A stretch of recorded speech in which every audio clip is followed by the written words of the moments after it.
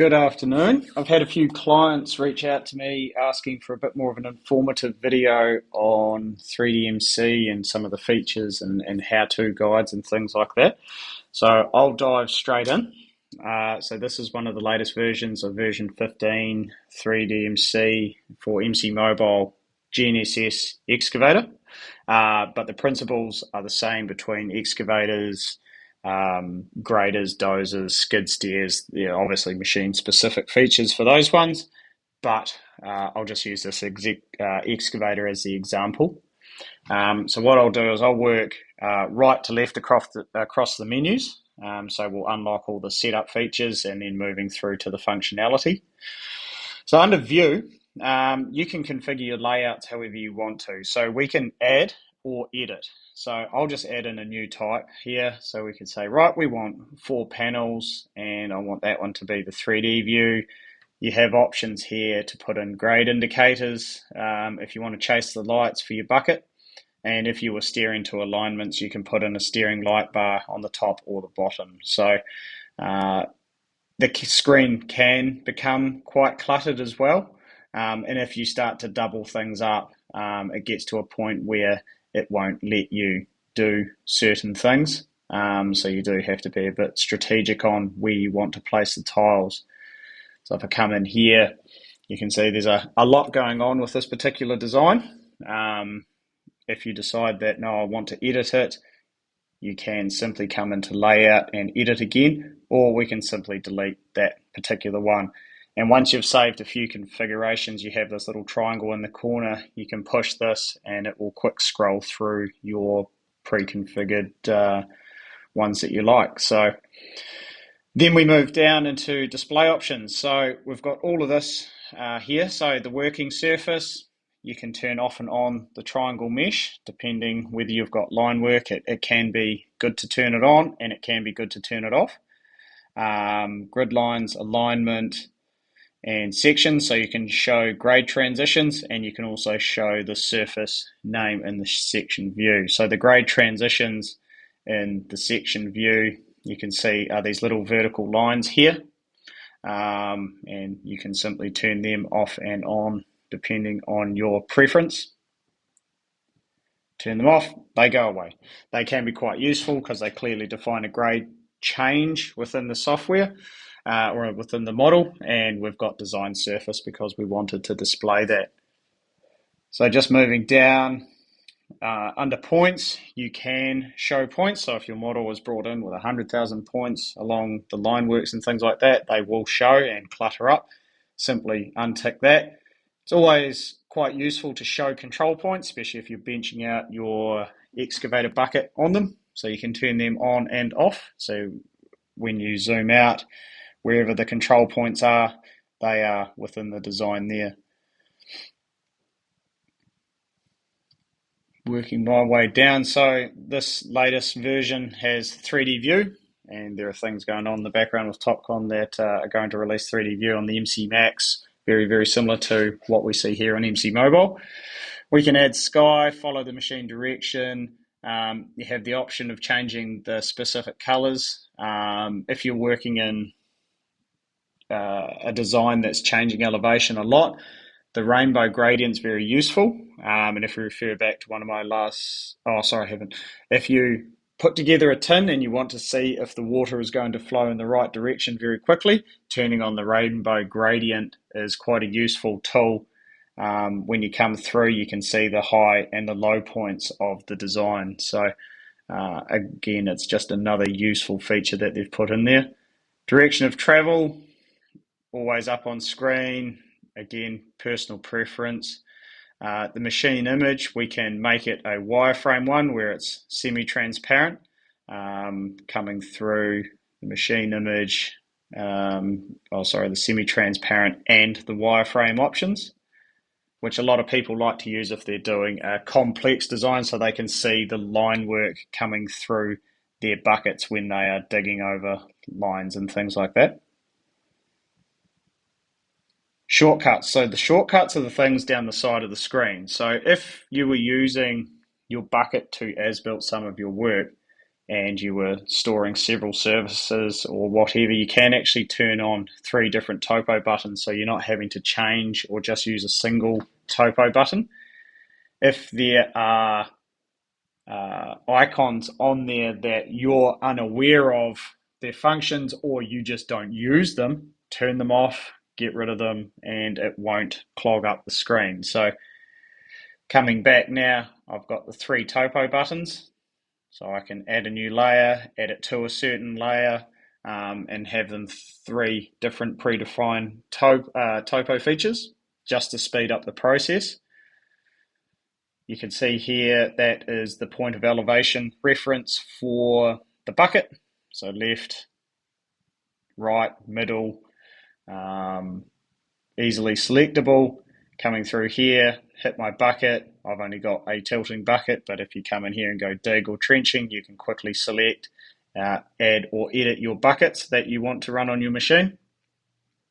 And polyline feature. So if you want to start drawing a polyline to be able to do a design or a more complex surface, again, that's how you can have a quick shortcut there.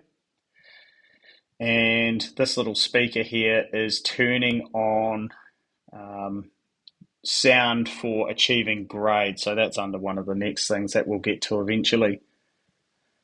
So continuing down, that was the shortcuts. Background color, very self-explanatory. You can run it light or dark. Display units, that's where you configure meters, feet, inches, how many decimal places that you want to display. It's very common for some GPS systems just to go down to 2 dp, so it doesn't fluctuate up and down as much, but that will only work to the closest 10 millimeters if you're in New Zealand and Australia. If you're using total station, you would typically go for a 3dp because the systems can achieve around that 5 mil accuracy. Continuing down a little bit further, language selection and indicators. So we can customize things on the screen. So if you touch and hold in an area, we can display text. So I want to display a new text box. So it says configure here, touching and holding on there.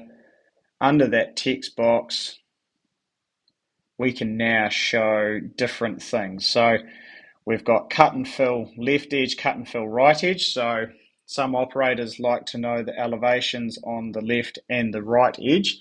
So this number down here is representative of where the triangle is on the bucket, if that makes sense. So you can see it's on the right hand side there. So that's the right hand side.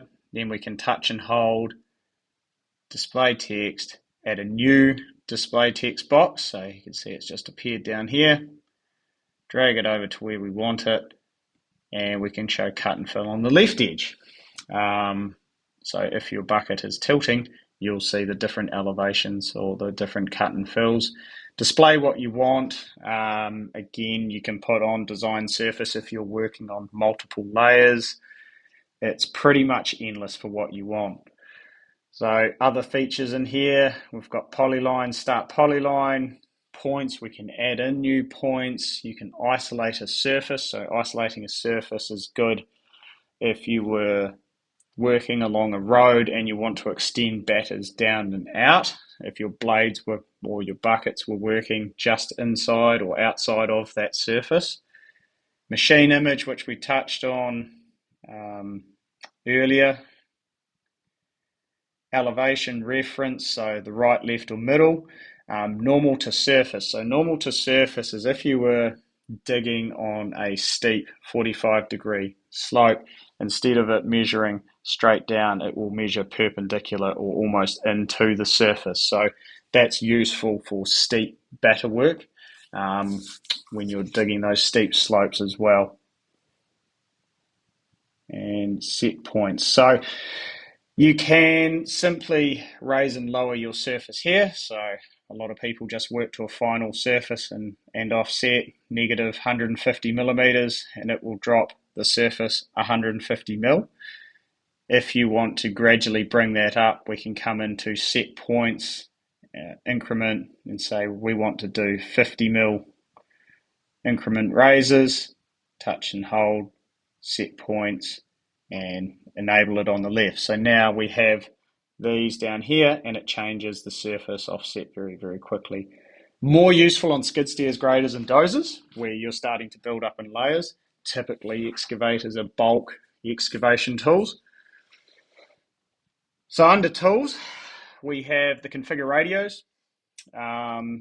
Generally speaking, using New Zealand examples, we work to direct network connection, so that's for our network options, connecting to cellular networks. We're using the EasyProof UHF or the Topcon UR1 radios, and that's how you flick between the two. So under direct network connection, hitting the configure button, that's where you can import in all your IP addresses, username, passwords, and download your mount points to connect to your base station. And simply selecting Topcon UR1, we have all the different configurations. We configure our protocols. This is running in simulation mode, so obviously a bit more limited here. That's how you simply change between UHF and network connections. Position check, this is a very useful one. I have done a video where I've stored a control point and then benching the bucket on top of it. So selecting the left or the right edge gives you a northing, easting, and elevation, which you can compare to your physical control point, which you may have written down on a piece of paper. If you have it saved as a control point, you can select your control point within the design, and it will give you the physical error once you place your bucket over or blade over that control point. So instead of mentally calculating things out in your head, you get the opportunity to just read it out to yourself, and hitting the measure button stabilizes the measurement. So GPS will fluctuate up and down as you're doing this. This will take a 3-second shot, average it out, and say, there's your errors and there's your position. So that's what that is.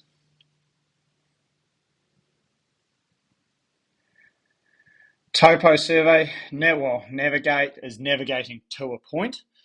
So if I selected I want to navigate to a point, that would be useful in instances where you were setting up piles using your excavator and you just want to go to point 1, point 2, point 3, point 4, whatever, and it will give you northing, easting, in and out to that particular point.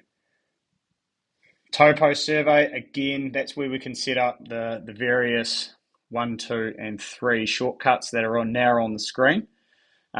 Setting your auto topo, distance or time, left edge, middle, all that configurations to make your topographical surveys for your bucket. And supervisor mode is just unlocking a few more features that generally the dealers are dealing with. So moving into the control side of things, so this is where we do our machine setup. So a lot of this is done by the dealer. We come in, install the system, calibrate the machine, get it all set up. But if you're wanting to add a different coupler or changing between the various antennas, you see the image changes there, that's where you can configure that. This is largely controlled by the dealer, and making changes within these menus can create more problem than what it's worth. Again, another way of getting into the elevation reference, which is also the shortcut here. We can add in the Audible guidance, which is relative to that speaker. So the Audible guidance, some people love, some people hate, allows you to not look at the screen and hear beeping, much like a laser receiver on a staff. So you can choose your tolerances and add in different sounds, and it will make noises on different volumes and pulses and tones depending on which one. So that one there is useful for some people. You can set it up, and then when you just want to turn it off because you're sick of the noise, you can just turn it off and on by pushing that button there. Attachments, again, it's another way of getting into that shortcut that was on the side there of the bucket, adding in different couplers, adding in different buckets, so toothed or grading buckets. A standard tilting or tilting rotating, a steel wrist for example. Here we can put in all of our dimensions for the bucket, the width, the length. The payload calibration is something that will come in future with scale options for MC Max, so nothing to worry about at the moment. Then we start to move across into data. So this is sites or projects. So this is where we can chop and change between our jobs or create a new project. So the way that Topcon structure it is you can copy a whole project which will contain your surface, lines, points, control points, projection, datum, information from the USB in one simple file, or you can create a new blank project and then add a surface file or a line work file to it. So to quickly show you this one, coming across here, I've got a USB installed here. My USB, using this folder, yes, and we can copy from external into internal, the job itself. We go OK. That file then copies across into here. It's that simple. So that one contains two surfaces. It's got 1100 points and it's got 254 lines. So you can see that data has come across very, very easily. If I wanted to bring a simple surface file into a job, we can create a new project. I'll just call this one test job. Only ever tick control points localization if you're still working on the same project. If you tick that by accident and you move from one job to another, it can cause a world of pain. So now, already done test job 2, by not thinking too far ahead. Test job 2, great. So now I've got a blank project that I need to fill in. So under data, we would then have to select our control.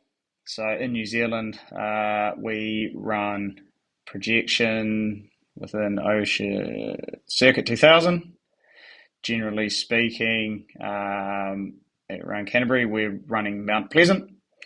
Then I can select a geoid model from the various geoids that we have available to change our height reference point.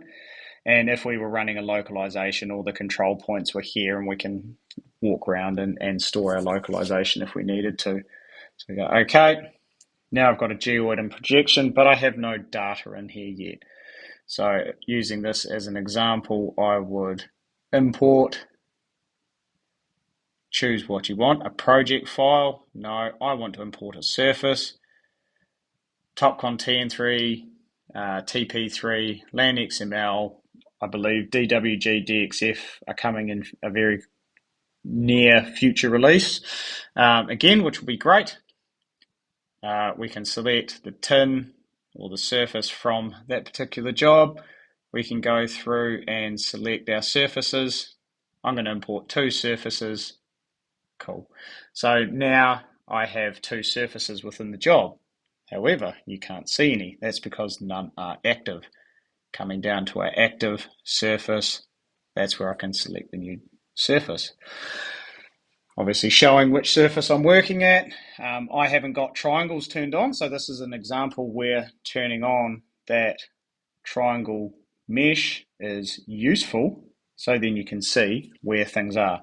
So there isn't any line work associated, or I haven't imported any line work, so I have no idea where anything is. But using the triangle surface, you can define boundaries and certain aspects if it's being built well. So the same process for importing in points, exporting data from an as-built. Under layers, we can have multiple different layers which you can just turn off and on. Often you get a lot of data and you don't need it all. You can just simply turn off the layers and it unclutters the screen of all the data. There is avoidance here, so you can select a layer to be an avoidance area within a meter, one in 2D or 3D, and the screen starts going nuts and just doing things to stop people digging below a certain elevation, good for services, boundaries and things like that. Moving down, so points, again, if we topo a point using our bucket, so we're going to add it to the default layer, we're just going to call it a topo, log at the left edge, and go OK. That is the avoidance area doing its thing, so I'm just going to quickly turn the avoidance area off. That will go away. Now, if I come back into data, points, you can see that shot that I've taken. Oh, I didn't get that in the right position. Simply delete it. And that is gone again. And you can go away and reshoot your topo shot. Surfaces, so this is where you can have several surfaces loaded into the project. Can be confusing if you're showing several surfaces. You can select that one, say, I want that to be the active surface now, and then close. Now you can see the two surfaces. So the white one is the active surface and the green one is the other surface that is showing. And again, you may choose to come into your data and not show that other surface just to remove confusion and clutter from the screen.